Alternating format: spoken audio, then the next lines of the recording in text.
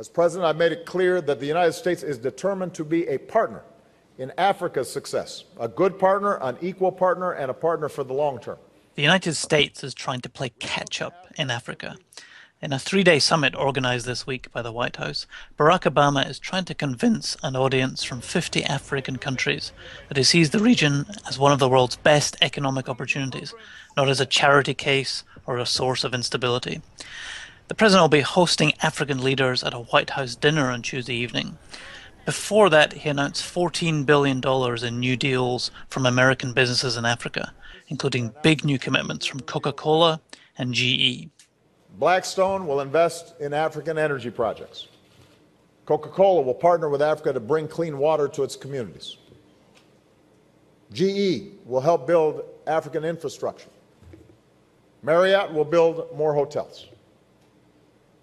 All told, American companies, many with our trade assistance, are announcing new deals in clean energy, aviation, banking, and construction worth more than $14 billion.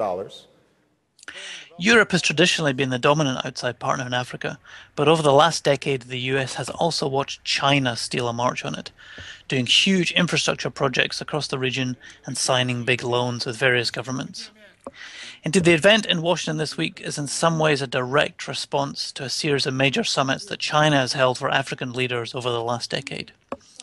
In a speech he gave on Tuesday afternoon, Mr. Obama had a subtle dig at the Chinese, saying that the US is not just interested in Africa's natural resources. We don't look to Africa simply for its natural resources. We recognize Africa for its greatest resource, which is its people and its talents and their potential. But Mr. Obama is trying to toe a delicate line here.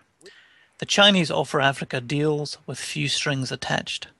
The US is trying to show that it wants to do business, but it's not giving up on its commitments on human rights and good governance. That's a much more difficult bargain to handle. This is Geoff Dyer for the Financial Times in Washington.